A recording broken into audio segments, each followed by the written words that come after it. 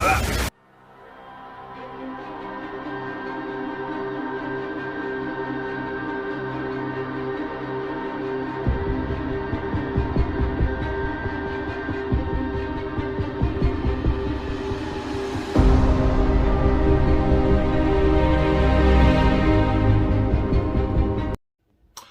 is going on, guys? It's your boy JCutzDaGreat from AnimeEscape with the season finale. Oh, wait a minute. The season finale of Moonknight, Episode 6, Gods and Monsters. This has been, what, a week old now? But still, great episode, amazing episode. This is, if you line them all up together, it's basically a movie. Literally. And I'd watch it. I'd watch it all straight through. I really would. As long as there's like no credits at the end, and it just like kind of go black for 5 seconds, and it's switch over to the new episode, and no credits up again. I'd watch it all over again. But oh my goodness, this episode was amazing. So, spoiler warning. Even though it is a week old, it's not too far out. The other video was like 2 weeks old, so this is just a week old. So, don't know what happened there, but I'm back. So, diving into the episode. All the episode starts off with a little flashback and everything like that. What's going on? What's happening? Episode starts off with horror hero Arthur. Thank you. For some reason I couldn't think of Arthur for some reason. So, episode starts off with him dragging Mark's body out. So, he brought the body out of the water, he searched the body, and found AnimeEscape's statue. Breaks it. Arthur now has the power of AnimeEscape's avatar. You know. So, well, it's part of it, kind of. I guess there was like, maybe like another way if she was being sealed partially. But, no. He got the statue, left Steven. Lila was there. She took down one of the guys, costumed herself as one of them, and like kind of joined Arthur's little ride or whatever to get to the destination where they were trying to go, so she could kill him. It's kind of crazy, but he got the power. Arthur had got the power, and he cuts back to Mark. Mark's in this beautiful field, peace, quiet, serenity, everything he wants. Tarat, that's the hippo's god's name, if I said it correctly. She appeared to him, she was like, this is everything he wanted, you know, peace, quiet, not feeling alone, this and this. And Mark is like, but what about Steven? He's like, Steven's lost. And he's like, you know what, no. He was like, Steven helped me get here. I don't deserve this without Steven deserving this. So he leaves. Like, he leaves his designated heaven, technically, and wanders back out to the sands. So he wanders back out to the sands. He finds Steven. So he's talking to Steven. He's like, you know, you are the only real superpower I ever need. You're pretty much giving him the hero spiel, you know, where they can't hear stuff, but they give a whole speech. And a little before that, Arthur gets pulled over by some cops. They're like, pulled over by some cops. So, you know, they tell him, Dad, somebody's dropping the road, yada. He steps out the car. He's like, all this too much. Boom. Pretty much kills everybody except for one guy. And it's crazy because, like, the one guy's like, what the hell? And Arthur's like, you have a good man. And, like, the walkie-talkie is just, like, asking what's going on. Arthur just takes it. And then, like, his crew just comes out and was like, so as that's happening, Layla is like creeping to Arthur. Arthur senses something, but he doesn't know exactly what he's sensing. But as he's creeping, Tarat, the hippo goddess, if I said that correct, is like trying to get Layla to understand that she can't do this by herself, and they can bring Mark back. And she's like, well, I don't need any help, this. And she was like, I don't believe you. And Tarat was like, I'm speaking through a dead body. What more do you need? Pretty much. So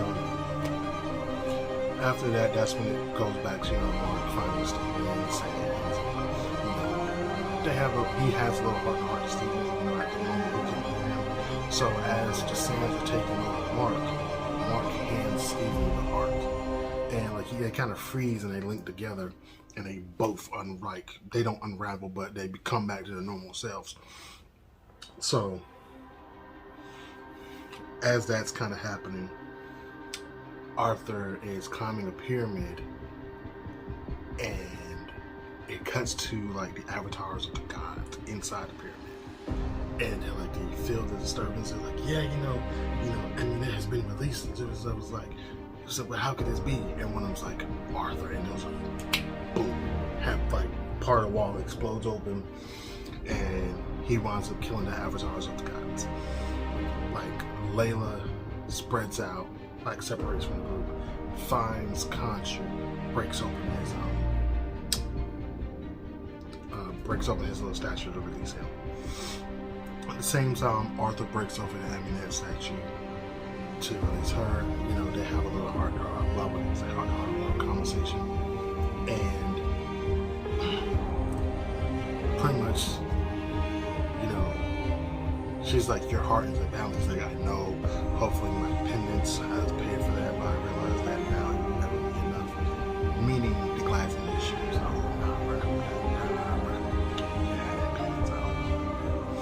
But he was like, this, my followers, there's hundreds around the world. She was like, yeah, that's understandable, but you really want to be the statue. You are now my avatar. And pretty much endows her with the powers now. So, as they're about to leave, Khonshu comes in.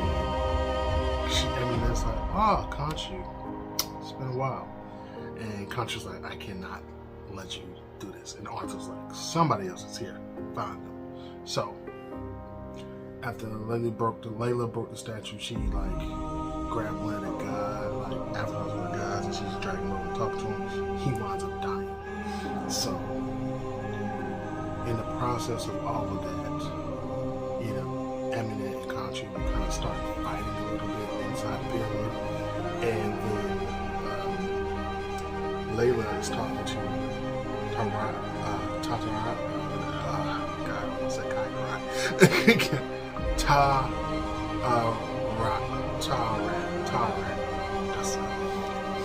and she's speaking to her through the dead avatar, and she actually yells out Layla, so that pretty much pinpoints exactly where she was. So Arthur does a beam of blast from his cane and starts destroying the little area that Layla's in. So while that's happening, Layla is talking to Tarat, and it is funny because that god is I don't want to say happy, but she's giddy, and she's like, oh my gosh, are we doing this or no? Because I've thought about this costume and I have some great ideas, and they're and I'm like, fuck. So they crash the stones down on Layla and everything like that. Then they leave because they think because I meant beat Khonshu down, and Khonshu is still weak because he doesn't. Well, he was, but beat him down, but he was about to be killed, but he left because he sensed Mark come back to life. So he went to Mark. Emmett left, Arthur left, Layla was there. So it cuts to Mark. He's coming back, and Khonshu's talking to him, the head, Khonshu, this, and this. And accepts being human. So, which is the beautiful part of it. Him and Steven are now in perfect. So it's just gorgeous. Like the switch is amazing. So while he comes back, he walks up here and sees Conch on the hill. So Mark and Steven walk on the couch and they're talking and stuff like that, and they're like trying to figure out what to do and everything like that. And then Steven, Mark lets Steven take over, and he was like, so why don't we make a deal? And like Conch was like, why are you trying to make a deal now of all things? And he was like, once this is done, we release this. And they were like, all right, cool. And so pretty much they were telling Conch was pretty much that, like letting them know, okay, it's a full moon. You guys can pretty much have like you guys pretty much have all the powers. You can fly and all that. And Steve was like, nope, Mark, you can take over. And Mark takes over and flies from the pyramid that he was killed at all the way to the other pyramid where Arthur climbed the top of it and starts broadcasting the power. As he's broadcasting the power, his followers are down in the city, and I guess he rationed out his power somewhat, and they're like judging people and stuff and killing them and everything like that. So, and it's cutting back between Mark flying as Moonknight, Aminette sucking the souls after they're being like boss, eating the souls after they're being judged, and Arthur on top of the pyramid. Arthur finally sees Mark flying in, and they go at it. Boom. So, you know, this is I swear this is like the most beautiful thing ever. So they're falling, and Arthur is on the back of Mark because he's holding on to his cape. So mid-flight, switch personalities. It's Steven. He doesn't have the cape. He's Mr. Knight. All he has is a suit. So it loosens the grip. Well, it doesn't. He loses his grip off the cape and then switches back to Mark and goes. And I'm like, bro, that's fire. Whoa. Does he? Yeah, he does switch back to him. He switches back to Mark, but he's still like fighting Arthur through the air and stuff, and they crash land and stuff. So Khonshu shows up and fights Aminette, and they're like 20,000 foot form or whatever. And then, oh my gosh, it was just so exciting. So Harrow pretty much gets up before Mark does, and it's about to do like a final one. And all of a sudden you see something on the show fly, and then Layla comes in, boom, and sends him for. So like Mark gets up, he's like, Layla, oh my god, and he switches to this. He's like, oh my god, this outfit is very just amazing. And like, who's the outfit? And you know, they start going back and forth, and then you know, Harrow gets up, he's walking out in his crowd and stuff. So Steven, he's like, I cannot wait to show you our new skill sets. And then they just run head first into a fight. So when I mean this fight was grade A. It was grade A. So now that they're, I wouldn't say now that they're in unison, all the knowledge that Mark has in fighting, Steven has in fighting, and all this knowledge Steven has, Mark has. So all you see is Layla coming through fighting and Steven coming through with Thomas, and he's beating the hell out of him. He's beating the hell out of people. And I'm like, oh my god, it is beautiful. So he's beating up one guy, and he does like this, I wouldn't say a sliding knee, but technically it is, because he like hits one guy and then like uses the momentum forward and knees him, and then he throws one of his tonfas at Arthur, and he knocks it away, and it bounces off the wall, and it comes back and he catches it, and he's Mark Moonknight again, and they start going. He's running through the crowd fighting everything. He slides over a car, he jumps over a car, does that little Moonknight thing where he's like silhouette, he just throws it out, hit people. It was amazing. It was an amazing fight. I cannot get over that fight. I would watch that fight over and over again. So while that's happening, Layla's still fighting, and I think Mark gets knocked down by Arthur, and Layla takes out the last two people, but then Arthur goes to attack Layla, and Steven comes in. When I say this is like the funniest thing ever, like Steven comes in and gives him like a good like 2-3 piece, and then he's like, I'm like, bro, this is a fight, stop. Like, but they went up fight, and Arthur winds up throwing Steven through a wall, through another building. Then he steps out the hole. You see a grappling hook fly over Arthur's shoulder, and then here comes Mark. And I'm like, bro, these transitions between the two are so smooth now. And it got really so it gets down to Arthur, Mark, and Layla. And it gets to the point where Conchu is pretty much getting back. Like, you can see in the back, he's getting his ass to the key. And, Layla and Mark are actually, like, fighting over the staff. Arthur winds up blasting at a family who was getting in the van trying to escape. Layla leaves the fight to go help them. Arthur winds up getting over on Mark and pretty much laying him out, and starts to like kind of blast him with the gun like that. And Layla helps the family, but she's wound up getting jumped. So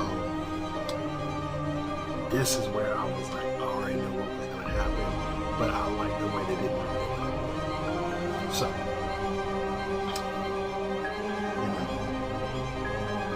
it cuts from Arthur standing over Mark and about to plunge his staff into Mark's chest.